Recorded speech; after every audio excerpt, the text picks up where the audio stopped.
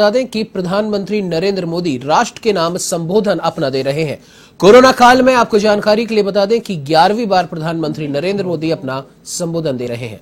बहुत करीब से देखा है, महसूस किया है। इसलिए जब देश ने मुझे 2014 में प्रधानमंत्री के रूप में सेवा का अवसर दिया, तो हमने कृषि विकास, किसान कल्याण को सर्वोच्च प्राथमिकता दी। साथियों,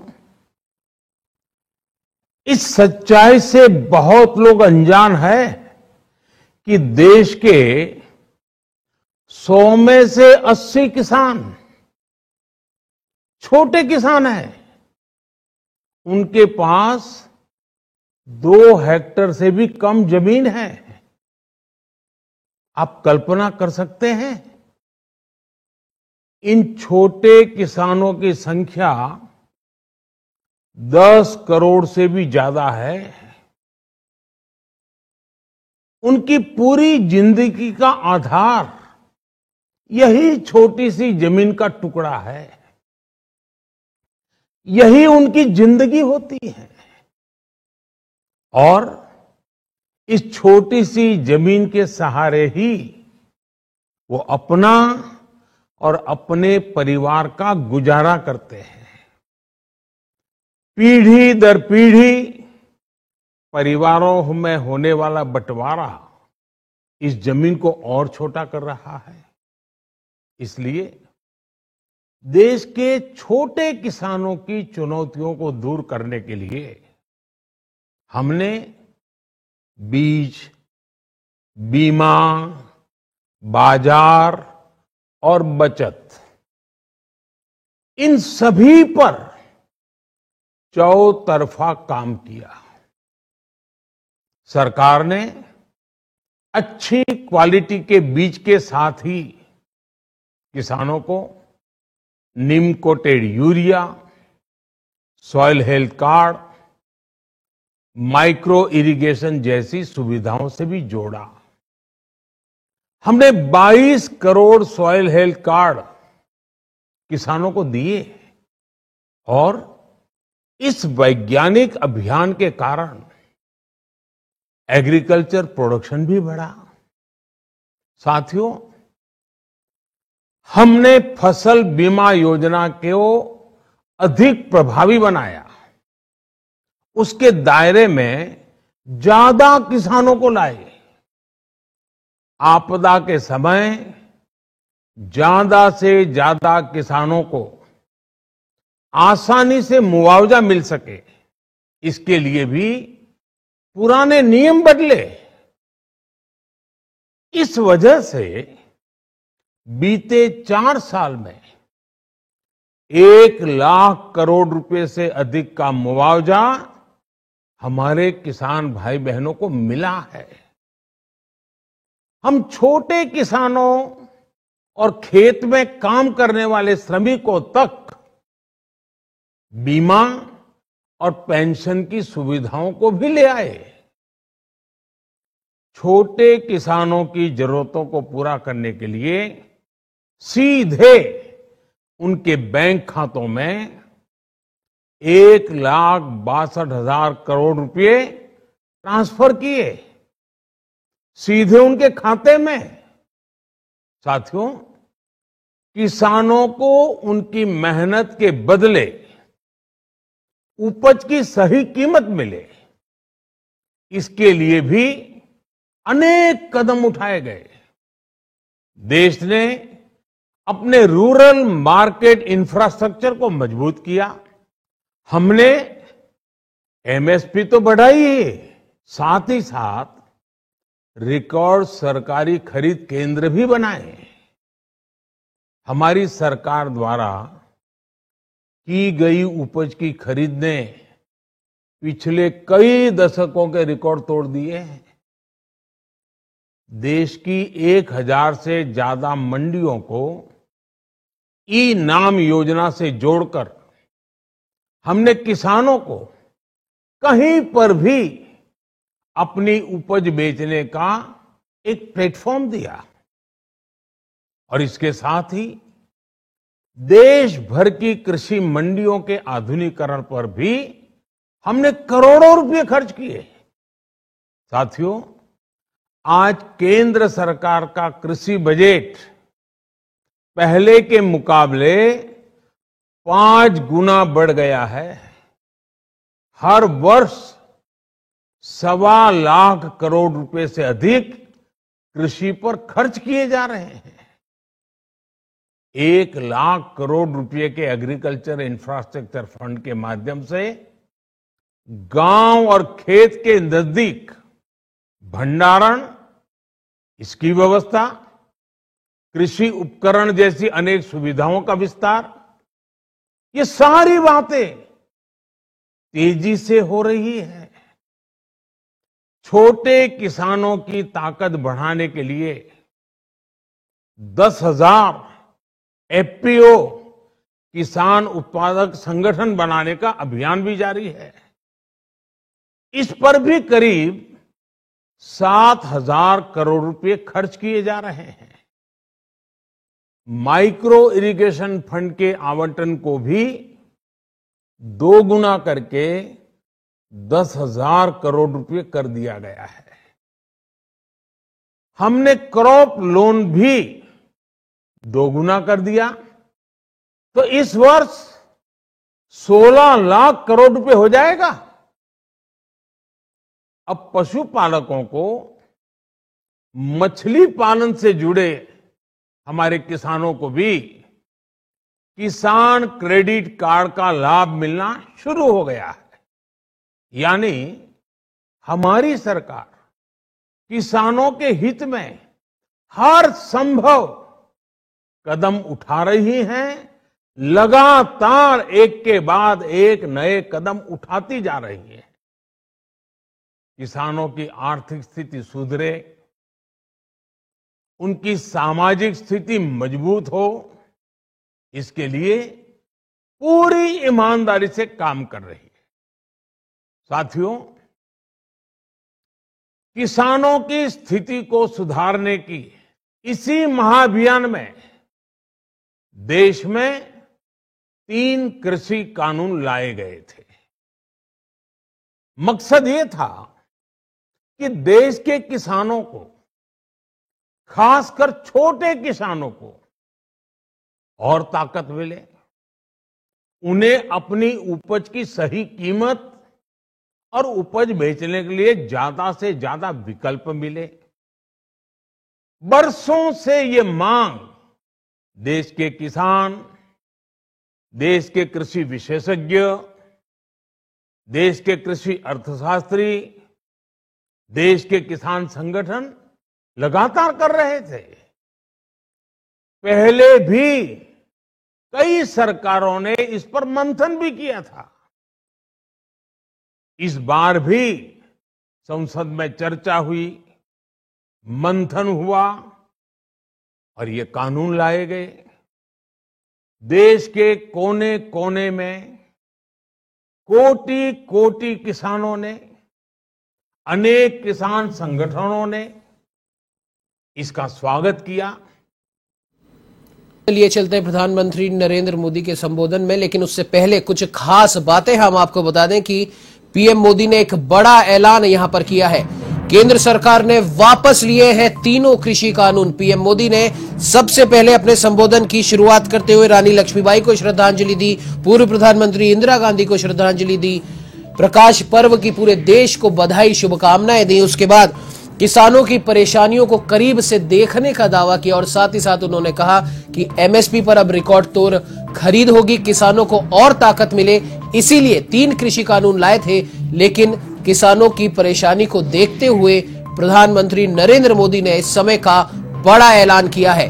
तीनों कृषि कानून केंद्र सरकार ने वापस लिए। कृषि कानून पर केंद्र सरकार का बड़ा फैसला, प्रधानमंत्री मोदी ने तीनों कृषि कानून वापस लेने का किया ऐलान। आपको बता दें इस समय की बड़ी खबर ये यहां पर देखी जा रही है। किसान कल्याण को प्राथमिकता देते हुए प्रधानमंत्री नरेंद्र मोदी ने बड़ा फैसला, या फिर यूं कहे कि एक बड़ा ऐलान यहां पर किया है। तीनों कृषि कानून वापस ले लिए गए हैं और साथ ही साथ प्रधानमंत्री नरेंद्र मोदी ने आंदोलनरत किसानों से आग्रह किया है कि अब आपकी मांग मान ली गई है, अब कृपया अब अपने घर वापस लौटें। तीनों कृषि कानूनों को वापस लेने का ऐलान, आंदोलनकारी किसान अपने घर लौटे, आग्रह किया है प्रधानमंत्री नरेंद्र मोदी ने। आपको बता दें, केंद्र सरकार का बड़ा फैसला, प्रधानमंत्री नरेंद्र मोदी ने ऐलान किया है तीनों कृषि कानून वापस।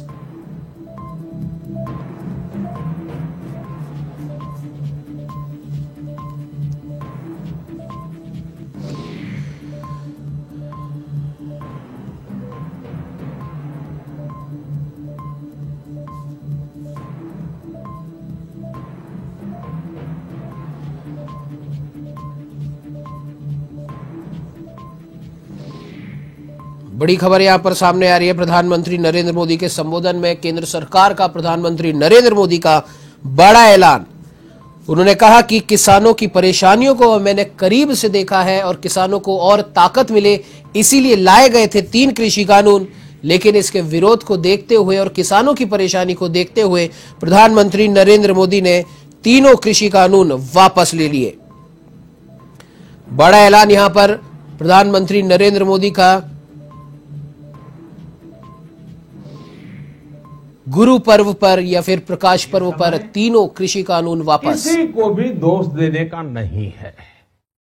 आज मैं आपको, पूरे देश को ये बताने आया हूं कि हमने 3 कृषि कानूनों को वापस लेने का, रिपील करने का निर्णय लिया है।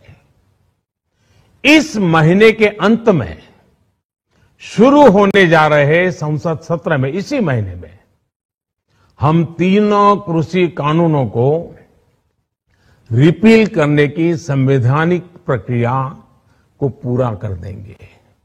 साथियों, मैं आज अपने सभी आंदोलनरत किसान साथियों से आग्रह कर रहा हूं, आज गुरु पर्व का पवित्र दिन है। अब आप अपने अपने घर लौटे, अपने खेत में लौटे, अपने परिवार के बीच लौटे। आइए एक नई शुरुआत करते हैं, नए सिरे से आगे बढ़ते हैं। साथियों, आज ही सरकार ने कृषि क्षेत्र से जुड़ा एक और अहम फैसला लिया है। जीरो बजट खेती यानी प्राकृतिक खेती को बढ़ावा देने के लिए, देश की बदलती आवश्यकताओं को ध्यान में रखकर क्रॉप पैटर्न को वैज्ञानिक तरीके से बदलने के लिए एमएसपी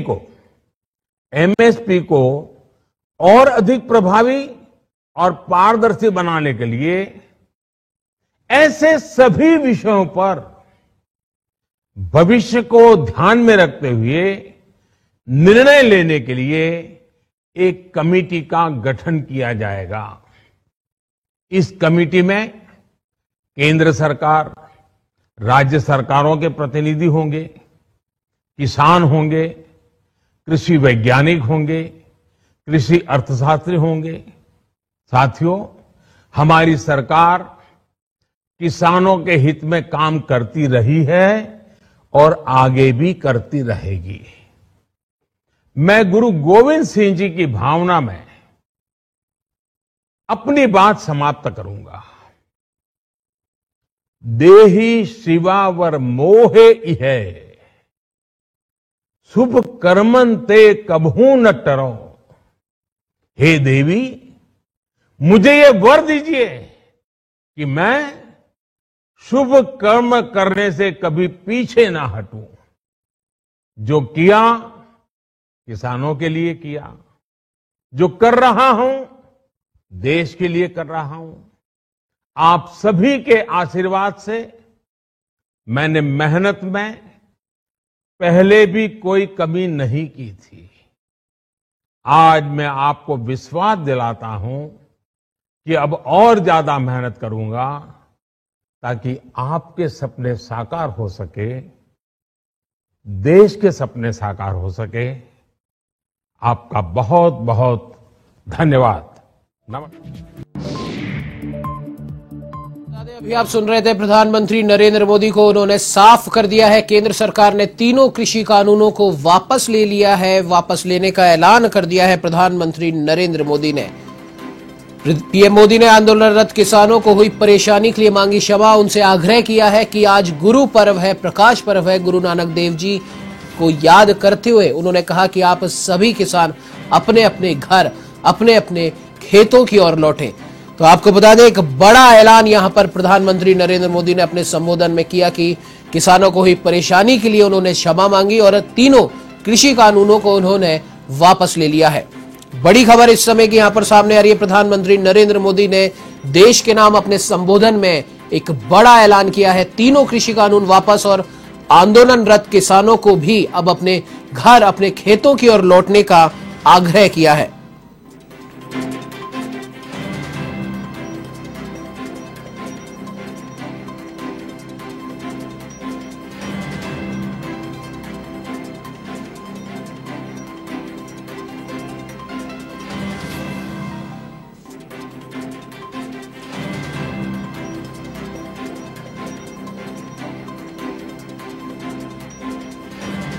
बड़ी खबर यहां सामने आ रही है। प्रधानमंत्री नरेंद्र मोदी ने राष्ट्र के नाम अपने संबोधन में सबसे पहले रानी लक्ष्मीबाई, पूर्व प्रधानमंत्री इंदिरा गांधी को श्रद्धांजलि दी, देशवासियों को प्रकाश पर्व की बधाई और शुभकामनाएं दी। उसके बाद अपने संबोधन की शुरुआत में उन्होंने कहा कि मैंने किसानों की परेशानियों को बहुत करीब से देखा है और खास तौर पर छोटे किसानों की भलाई के लिए हमने सर्वसम्मति से एक्सपर्ट से बात करके इन 3 कृषि कानूनों को हमने पास करा था ताकि किसानों का भला हो। लेकिन ठीक है, कोई बात नहीं, अब हम इन तीनों कृषि कानूनों को किसानों की ही परेशानी को देखते हुए हम वापस ले रहे हैं। अभी तक हुई इन कानूनों की वजह से किसानों को जो भी परेशानी है उसके लिए क्षमा मांगते हैं। और सबसे बड़ी बात, कृषि कानून वापस लेते हुए पीएम मोदी ने सभी आंदोलनरत किसानों से आग्रह किया है कि अब बहुत समय हो गया, अब वो अपने अपने घर लौटे, अपने अपने खेत की ओर लौटे।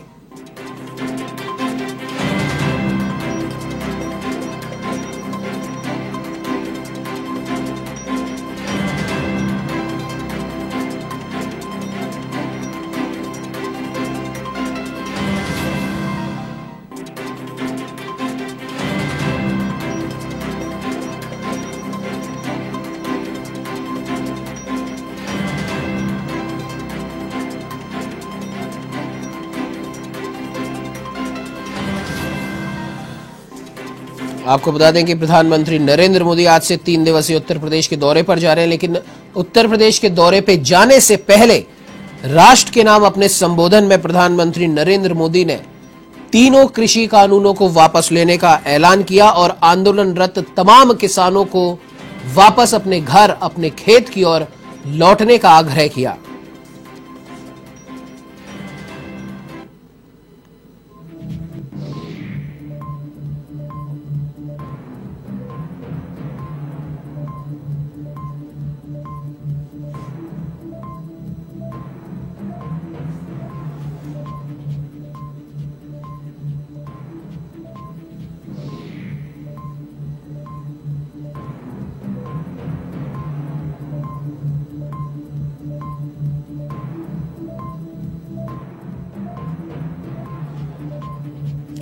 बड़ी खबर यहां पर सामने आ रही है। प्रधानमंत्री नरेंद्र मोदी ने राष्ट्र के नाम अपने संबोधन में कई बातें कही, किसानों को लेकर बातें कही, किसानों की परेशानियों को करीब से देखने की बात कही और साथ ही साथ एक बड़ा ऐलान उन्होंने करा, तीनों कृषि कानूनों को वापस लेने का ऐलान प्रधानमंत्री नरेंद्र मोदी ने राष्ट्र के नाम अपने संबोधन में मिला। उन्होंने कहा कि विशेष तौर पर छोटे किसानों को बल मिले, उनकी तरक्की, उनकी उन्नति हो। इसी वजह से सर्वसम्मति से सभी से बात कर समझ कर 3 नए कृषि कानून लाए गए थे। लेकिन तो इस खबर पे ज्यादा जानकारी के लिए हमारे साथ में A1 टीवी के चैनल हेड अनिल लोधा जी हमारे साथ फोन लाइन पे जुड़ चुके हैं। सर, आज प्रधानमंत्री नरेंद्र मोदी ने राष्ट्र के नाम अपने संबोधन में सबसे पहले पूर्व प्रधानमंत्री इंदिरा गांधी, रानी लक्ष्मीबाई को याद किया, उन्हें श्रद्धांजलि दी और उसके बाद देश के नाम अपने संबोधन में बड़ा ऐलान यहां पर किया किसानों की वर्तमान परेशानी को देखते हुए, लगभग 1 साल से आंदोलनरत किसानों को देखते हुए तीनों कृषि कानूनों को वापस लेने का ऐलान कर दिया। किस प्रकार से देखते सर इसे? ये जो 3 कृषि कानून वापस लिए गए हैं, इनका वापस लिया जाना तय था जी, क्योंकि अगले साल फरवरी में उत्तर प्रदेश में चुनाव है, पंजाब में चुनाव है, दोनों की अर्थव्यवस्था कृषि प्रधान है जी। और कृषि आंदोलन था, किसानों का आंदोलन था, इसका सर्वाधिक प्रभाव उत्तर प्रदेश और पंजाब में ही था जी। इसलिए इस परिस्थिति में संभव नहीं था कि बीजेपी चुनाव में जाए और ये कृषि कानून कायम रहे। कृषि कानून वापस होने ही थे और जो आज का दिन चुना गया वो महत्वपूर्ण है। गुरु नानक जयंती भी है, कार्तिक पूर्णिमा भी है, पुष्कर में स्नान है, हरिद्वार में स्नान है। कार्तिक पूर्णिमा स्नान के अवसर पर आज कानून वापस लिए गए तीनों, और राष्ट्र को संबोधित करते हुए प्रधानमंत्री ने हालांकि कहा है कि हम कृषि कानून को समझा नहीं पाए जी, किसानों को ठीक से, किसानों का भला चाहते हुए बनाए गए थे कानून, लेकिन हम समझा नहीं पाए इसलिए वापस ले रहे हैं। लेकिन वापस लेने का जो भी कारण बताया जाए वो अलग बात है। एक कहते हैं हुजूर करते करते बहुत देर कर दी जी। तो 1 साल से ज्यादा समय आंदोलन चला, कितना खतरनाक स्तर पर आंदोलन चला गया था और किस लेवल पर जाके किसानों को करना पड़ा मूवमेंट। उसके बाद भी अगर चुनाव नहीं होते तो मैं नहीं समझता कि ये कानून वापस होते जी। ये जो केंद्र में इस वक्त सरकार है भारत में, वो अपने फैसलों पर अडिग रहने वाली सरकार है जी। और सामान्यतः माना जाता है कि वो बहुत ही निर्भीक तरीके से और अडिग रहकर काम करते हैं, ये इनकी यूएसपी है। लेकिन इस मामले में चूंकि उत्तर प्रदेश और पंजाब में चुनाव थे तो कृषि कानून का वापस लिया जाना अपरिहार्य था। खास तौर पर मैं यहाँ ये कहना चाहता हूं कि कांग्रेस से अलग हुए कैप्टन अमरिंदर सिंह, पंजाब के पूर्व मुख्यमंत्री जिन्होंने अलग पार्टी बनाई है, उनके और भाजपा के गले मिलने के बीच में एकमात्र बाधा कृषि कानून था। आज वो बाधा हट गई है जी। और अब अमरिंदर सिंह बीजेपी से हाथ मिलाकर पंजाब में चुनाव लड़ सकते हैं या लड़ेंगे ही, ऐसा मैं स्पेकुलेशन करता हूं जी। तो पंजाब में अकाली दल के सामने, कांग्रेस के सामने, आपके सामने भाजपा को अमरिंदर सिंह का साथ भी मिलेगा और दोनों मिलकर एक प्रभावी भूमिका में चुनाव में सामने आएंगे जनता के, ऐसा मुझे लगता है जी। बिल्कुल सर, इसका सबसे बड़ा इम्पैक्ट ये है कि सबसे पहले पंजाब में अमरिंदर सिंह के साथ गठबंधन होगा और किसानों की नाराजगी दूर होने पर वोट शेयर में बीजेपी को काफी फर्क पड़ेगा। पंजाब में अकालियों के बिना पहली बार चुनाव लड़ेंगे कई सालों के बाद। जी बताइए। जी बिल्कुल सर, क्या इस प्रकार का कोई एक गठबंधन ऐसा बन सकता है? क्योंकि अगर हम बात करें, बादलों की बात करें, हरसिमरत कौर बादल ने सबसे पहले इस्तीफा दिया था इन तीनों कृषि कानूनों के खिलाफ में और केंद्र सरकार के खिलाफ इनकी पार्टी खड़ी हो गई थी। क्या ऐसे समीकरण बन सकते हैं पंजाब में एक ऐसा गठबंधन कि जिसमें अमरिंदर सिंह, बादल और बीजेपी तीनों के गठबंधन के कुछ आसार यहां पर दिखते हैं? क्योंकि किसानों के साथ होने की वजह से हरसिमरत कौर ने इस्तीफा दिया था। नहीं, मुझे नहीं लगता। अकाली दल और भाजपा काफी दूर चले गए एक दूसरे से, पहली बात तो। जी। दूसरी बात, असली जो मसला है वो चीफ मिनिस्टरशिप का है। जी। अमरिंदर सिंह के सामने चीफ मिनिस्टर वापस बनना, कांग्रेस आला कमान को जो पद से हटाया गया उसका जवाब देना है, वो बहुत जरूरी है अमरिंदर सिंह के लिए। जी। और अकाली दल अगर साथ आएगा बीजेपी के तो किसी कीमत पर बादल परिवार चीफ मिनिस्ट्री नहीं छोड़ेगा। इसलिए पंजाब की चीफ मिनिस्ट्री को लेकर कभी भी मुझे नहीं लगता अमरिंदर सिंह, बादल और बीजेपी एक मत हो पाएंगे, क्योंकि अमरिंदर सिंह सबसे बड़े कंटेंडर है, उनसे मुख्यमंत्री पद छीना गया है कांग्रेस के आलाकमान द्वारा, उनकी नाक का सवाल है, इसीलिए वो अलग पार्टी बनाए, इसीलिए वो बीजेपी के साथ जा रहे हैं। दूसरी बात, जो प्रधानमंत्री मोदी हैं उनको अमरिंदर का साथ मिल रहा है तो शायद वो अकाली दल के साथ के लिए लालायित ना हो, अब जी बीजेपी लालायित ना हो जी, और अकाली दल को आईना दिखाने की कोशिश करें, ये मुझे लगता है। अकाली दल को साथ देंगे तो निश्चित तौर पर चीफ मिनिस्टरशिप पर लेकर अमरिंदर सिंह झटक जाएंगे, अलग हो जाएंगे, और अगर अकाली दल बीजेपी वापस साथ हुए तो प्रभावी गठबंधन तो हो जाएगा जी। लेकिन उस स्थिति में अमरिंदर सिंह किसी कीमत पर मुझे नहीं लगता बीजेपी के साथ खड़े हो पाएंगे। इसका एक बड़ा रीजन ये भी है, खालिस्तान आंदोलन और इतना बड़ा संघर्ष हुआ है खालिस्तानी आतंकवादियों के साथ में, उसमें अमरिंदर सिंह और कांग्रेस के सिपाही के तौर पर अमरिंदर सिंह उस पूरे आंदोलन और अभियान के और उस खालिस्तानी आतंकवाद के खिलाफ खड़े रहे हैं और अकाली दल की सहानुभूति रही है, अकाली दल के लोग पक्षधर रहे हैं, खालिस्तान के काफी सारे लोग, या खालिस्तानियों को कोई प्रश्रय या कोई समर्थन या कोई खालिस्तान को लेकर, मतलब जो पंजाबी अस्मिता का सवाल है उसको लेकर खड़ा हुआ अकाली दल जी। इसलिए अमरिंदर का अकाली दल के साथ होना, अकाली दल का अमरिंदर के साथ होना बहुत मुश्किल है। मुझे तो ये नदी के दो किनारों की तरह लगते हैं जो साथ शायद ही कभी हो पाए। बाकी राजनीति में संभावनाओं का खेल है जी। लेकिन चीफ मिनिस्टरशिप पर दावा प्रकाश सिंह बादल के परिवार का और चीफ मिनिस्टरशिप पे दावा अमरिंदर सिंह के परिवार का, ये शायद सबसे बड़ी बाधा होगी इस तीनों के मिलने पर। जी जी बिल्कुल सर। अब अगर हम आने वाले 2022 के चुनावों को देखें तो जिस प्रकार से आम आदमी पार्टी है, कांग्रेस और तमाम विपक्षी दल हैं जो कि खास तौर पर उत्तर प्रदेश, पंजाब और उत्तराखंड में बीजेपी को शिकस्त देने की सोच रही थी और उनके पास में सबसे बड़ा मुद्दा ये तीनों कृषि कानून ही रह गए थे। अब क्या रणनीति बन सकती है? मुद्दा उनके हाथ से छीन लिया है बीजेपी ने। केंद्र सरकार ने जो मुद्दा बना हुआ था वो मुद्दा उनके हाथ से छीन लिया है जी। अब मुद्दा केवल ये इतिहास की बात रह जाएगी, ऐसा इन्होंने किया था, ऐसा इन्होंने किया था, ऐसा आपने भुगता था, ऐसा आपने भुगता था जी। पर आज कृषि कानून हटाने के नाम पर मुद्दा बनाकर चुनाव नहीं लड़ा जा सकता क्योंकि हट गए कानून जी। इसलिए चुनाव का एक बड़ा चुनावी मुद्दा होने से रह गया है ये। अब सिर्फ ये 1 साल के इस आंदोलन के दौरान जो अतीत रहा है, जो व्यवहार रहा है केंद्र सरकार का और जो भुगतना पड़ा है किसानों को जी, उसी को लेकर मुद्दा बनाया जा सकता है।